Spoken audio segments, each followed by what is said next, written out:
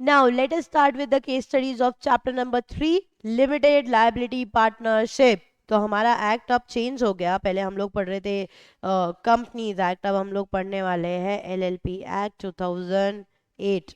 ठीक है, अब इसमें ना पास्ट ईयर की भी केस स्टडीज है और मॉड्यूल में भी केस स्टडीज है, तो हम लोग दोनों कवर करेंगे. ठीक है, let us come to the very first question of past year paper. Question बोल रहा है, Aryan and Aarav an LLP having a turnover of 45 lakhs and contribution of partners exceeding 30 lakhs for the financial year 2018 and 19 is seeking your advice in the following matters. ठीक है, अभी is dividend distribution tax applicable on LLP? दूसरा, is LLP subject to audit? State the reason. And third, is LLP eligible to raise loan from ABC Limited, a foreign bank? And fourth, offences and penalties for non-filing of financial statement under LLP Act. Simple. Summarizing the question. Question बोल रहा है कि इन दोनों ने मिलके एक LLP बनाया. ठीक है, LLP में टर्नओवर है 45 लाख रुपीस, कंट्रीब्यूशन है 30 लाख रुपीस. ठीक है, for the financial year 2018 and 19. One by one question को सॉल्व करते हैं. क्या एलएलपी पे डिविडेंड डिस्ट्रीब्यूशन टैक्स एप्लीकेबल होगा? अभी ध्यान से सुनो. क्या एलएलपी में शेयर्स नाम की कोई चीज होती है, कोई कंसेप्ट होता है? नहीं. ठीक है, डिविडेंड किस पे दिया जाता है? शेयर्स पे. ओके, क्या हमारे एलएलपी में शेयर्स होते हैं? नहीं. तो क्या डिविडेंड आएगा? नहीं. डिविडेंड ही नहीं आएगा तो डिविडेंड डिस्ट्रीब्यूशन टैक्स आएगा? नहीं. ठीक है, तो तुम्हारा पहला वाला आंसर क्या होगा? Is dividend distribution tax applicable to LLP? Answer is no, as there is no concept of share, there is no concept of dividend and therefore there is no concept of dividend distribution tax. Clear? दूसरा, is LLP subject to audit? State the reason. Audit करना है क्या LLP को? मुझे आपको कुछ बहुत important provision याद कराना है. आप लोगों ने ना एलएलपी एक्ट के अंदर 2 फॉर्म पढ़े होंगे under the topic called as annual compliances of LLP. ठीक है, बहुत इंपॉर्टेंट है ये, बहुत इंपॉर्टेंट. एक था फॉर्म 8, एक है फॉर्म 11. ठीक है, फॉर्म 8 का मतलब होता है statement of accounts and solvency. Form 11 का मतलब होता है एनुअल रिटर्न.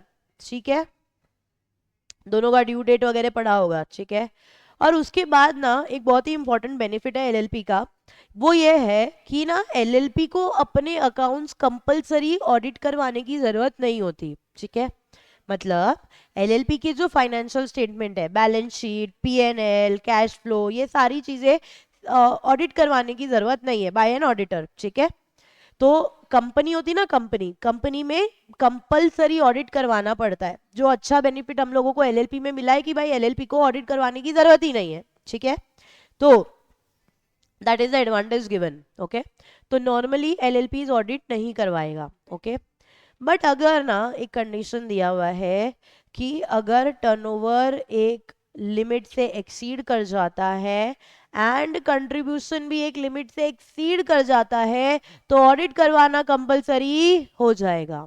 क्या बोला, समझ में आया? नॉर्मल एलएलपी के लिए जनरल बेनिफिट क्या बोलता है? क्या एलएलपी को ऑडिट करवाना है? नहीं. बट अगर एलएलपी में टर्नओवर एक्सीड हो गया एंड कंट्रीब्यूशन एक्सीड हो गया तो क्या ऑडिट करवाना पड़ेगा? Answer is yes. ठीक है, तो देखना पड़ेगा लिमिट क्या है. तो लिमिट ये बोलती है if the turnover exceeds 40 lakhs, contribution exceeds 25 lakhs, then audit is compulsory. क्या हमारे वाले एग्जाम्पल में कुछ एक्सीड हो रहा है? 40 लाख से एक्सीड होना चाहिए. इधर कितना है? 45 लाख. कंट्रीब्यूशन कितने से एक्सीड होना चाहिए? 25 लाख से. इधर कितना है? 30 लाख. तो मुझे बताओ सेकंड वाले क्वेश्चन का आंसर क्या आएगा? एलएलपी सब्जेक्ट टू ऑडिट और not? Yes, because the turnover exceeds 40 lakhs and contribution exceeds 25 lakhs, then LLP को ऑडिट करवाना कंपलसरी है. क्लियर हो गया? थर्ड वाला क्वेश्चन, क्या एलएलपी फॉरेन बैंक से लोन रेज कर सकता है? अब ध्यान से सुनना. पहले ना LLP ECB और FDI रेज नहीं कर सकता था. FDI is foreign direct investment, ECB is external commercial borrowing. Then हमने क्या किया, डेफिनेशन को अमेंड किया और ये बोला कि भाई LLP भी FDI रेज कर सकता है by the way of ECB and it is allowed. तो अब हमारा आंसर क्या आएगा? ठीक है, आपको अगर बिफोर अमेंडमेंट वाला चीज याद ना रहे चलेगा, आप ये याद रखो कि yes LLP can raise FDI with the help of ECB. ठीक है, तो अपना आंसर क्या आएगा? यस. ठीक है, अभी लास्ट वाला क्वेश्चन देखो. State the offences and penalties for non filing of financial statement under LLP act. ये जो लिखा था ना अभी मैंने, ये वाला, अगर आप ये ROC को फाइल नहीं करते, ठीक है, तो पेनल्टी तो लगेगी, बट ऑब्वियस है कितनी लगेगी पेनल्टी. तो यहाँ पे ना पेनल्टी बहुत ही इंटरेस्टिंग है. पेनल्टी ये बोलता है सिर्फ 100 रुपए, सिर्फ 100 रुपए. ठीक है, आगे का पढ़ोगे तब मजा आएगा. ठीक है, सिर्फ 100 रुपए.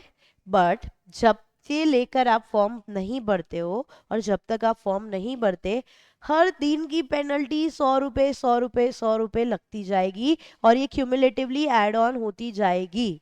समझ आया? तो क्या आएगा फोर्थ वाले क्वेश्चन का answer?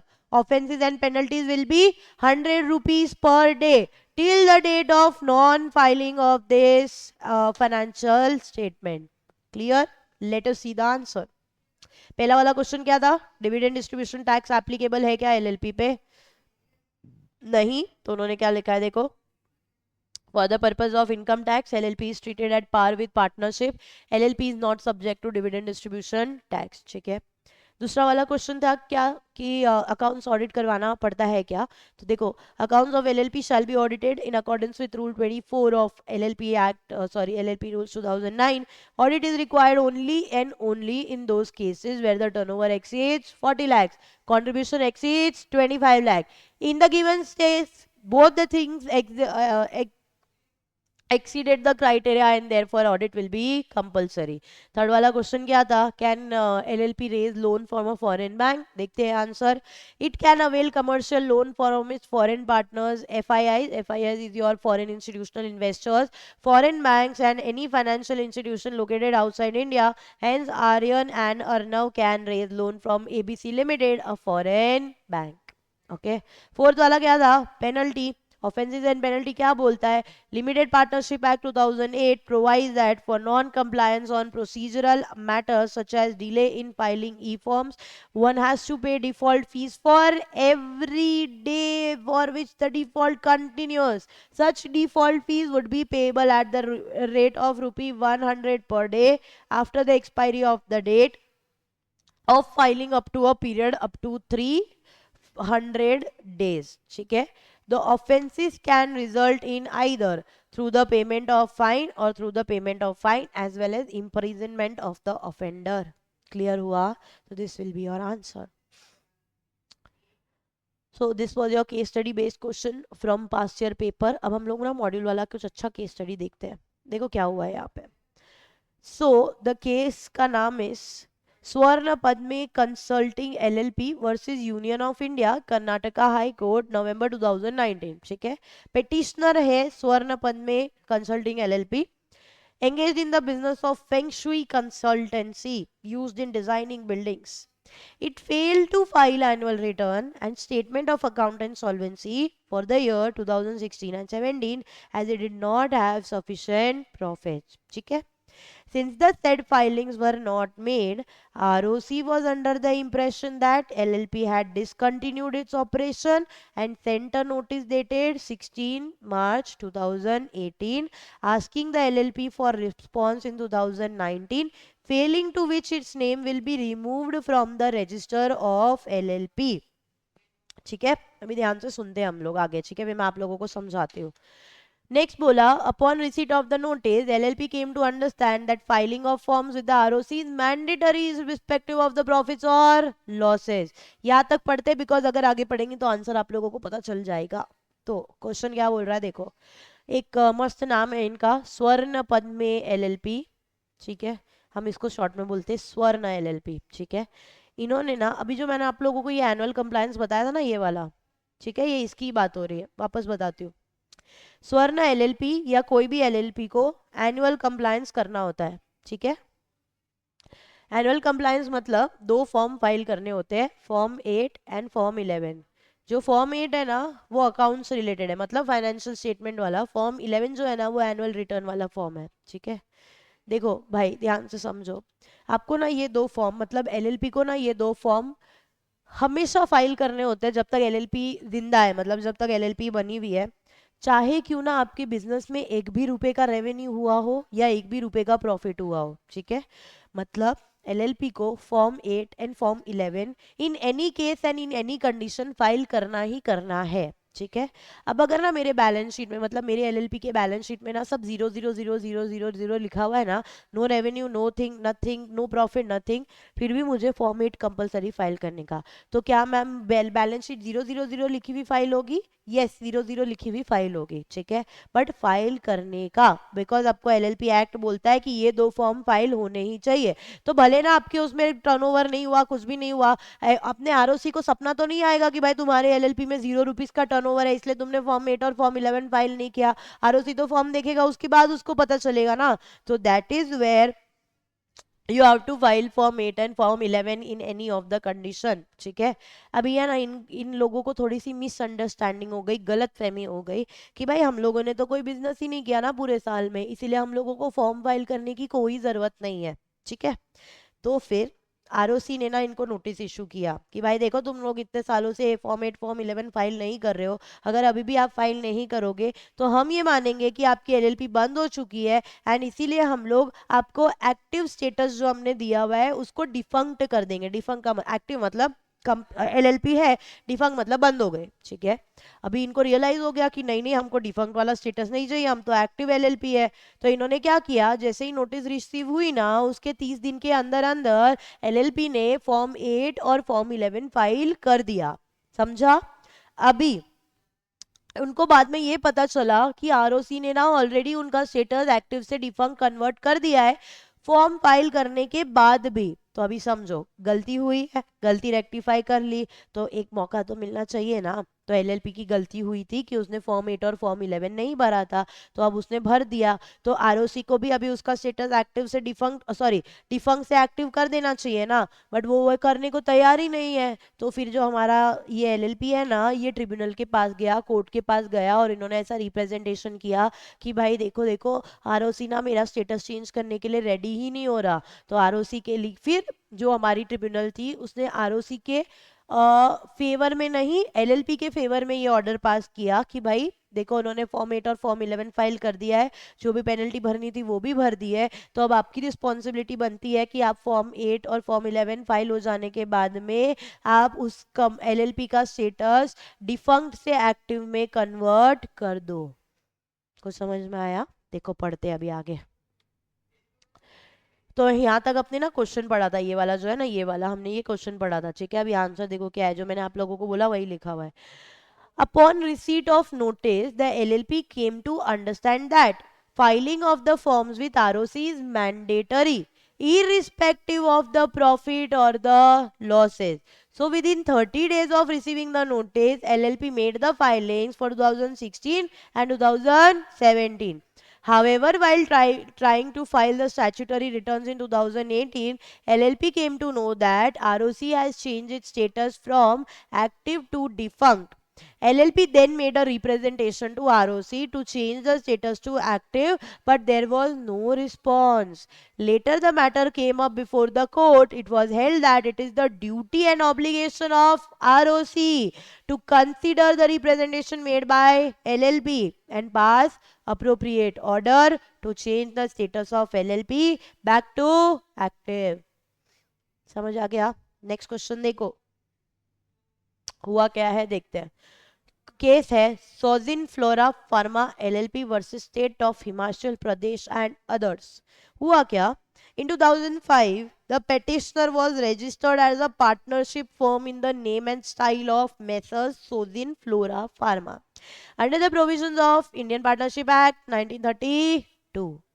In 2016 the firm was converted to LLP with the name of Messrs Sozin Flora Pharma LLP, and the same was registered.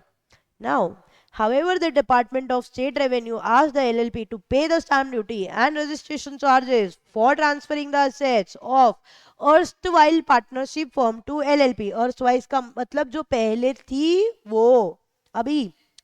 The petitioner explained that upon conversion of LLP into LLP, the vesting of the property of firm in LLP is automatic and therefore it is not liable to pay stamp duty and registration charges. So, they contended that state ने ये बोला, on behalf of the state it was contended that LLP is a separate distinct entity from that of its partners and hence the conversion amounts to change of its legal rights. समझो question क्या पूछ रहा है. Question बोलता है पहले थी partnership firm, ठीक है, अब ये कन्वर्ट होके बन चुकी है LLP, ठीक है. अभी जब ये पार्टनरशिप बनी थी, ठीक है, रजिस्टर हुई थी, तब इसने स्टैम्प ड्यूटी तो भरा ही होगा, बट ऑब्वियस गवर्नमेंट का फीस से भरना तो पड़ेगा ही, ऑप्शन तो है नहीं कुछ और, तो उसने एक बार स्टैम्प ड्यूटी भर दी. अब वो क्या हो रही है, सिर्फ और सिर्फ कन्वर्ट हो रही है, ठीक है. तो जो सोजिन फार्मा है ना, सोजिन फ्लोरा, जो भी वो लोग ना ऐसा बोल रहे हैं कि एक बार तो जब हम एंटिटी थे तब हमने हमने स्टैम्प ड्यूटी भरा था, तो अब हम वापस स्टैम्प ड्यूटी क्यों भरे, क्योंकि भाई एंटिटी नया नहीं बन रहा है, एग्जिस्टिंग वाला ही कन्वर्ट हो रहा है, ठीक है. तो क्यों वापस दो दो बार स्टैम्प ड्यूटी भरना. लेकिन जो स्टेट है ना, जो स्टैम्प ड्यूटी मांग रहा है, वो ऐसा बोल रहा है अपने फेवर में, अपने बेनिफिट में, कि भाई पहले आप पार्टनरशिप थे, ठीक है, जिसका सेपरेट लीगल एंटिटी नहीं होता, बट अब आप LLP बन गए हो जिसका सेपरेट लीगल एंटिटी होता है. They are different from their partners and their members. तो अब तुम्हारा ना सेपरेट लीगल एंटिटी है, इसलिए आपको स्टैम्प ड्यूटी भरना पड़ेगा, ठीक है. तो अभी मैटर चला गया कोर्ट के पास, ठीक है. अब कोर्ट ने क्या बोला वो ध्यान से सुनना. देखो लॉजिकली देखोगे ना, एग्जिस्टिंग एंटिटी सिर्फ कन्वर्ट हुई है, एक बार स्टैम्प ड्यूटी भर चुकी है, तो वापस स्टैम्प ड्यूटी क्यों भरेगा, ऑब्वियसली नहीं भरेगा. That is why that is that question. अब देखो हमारे कोर्ट ने क्या जजमेंट दिया. The Honorable Court made reference to Section 58 of LLP Act and held that the transfer and investment of property of a partnership firm in favor of a converted LLP is statutory and by operation of law. The legal entity is not changed after conversion. Only the identity of the petitioner firm as a legal entity undergoes a change and the order of Revenue Department was quashed. Quashed का मतलब होता है rejected, cancelled and set aside. मतलब जो state बोल रहा था ना मुझे स्टैम्प ड्यूटी चाहिए, मुझे स्टैम्प ड्यूटी चाहिए, कोर्ट ने बोला आपका order will be side because इसको स्टैम्प ड्यूटी भरने की जरूरत नहीं है. Held that stamp duty and registration charges can not be levied upon conversion of partnership firm into LLP. Clear with this? Here we complete chapter 3 case studies of limited liability partnership both from the module and from the past year papers.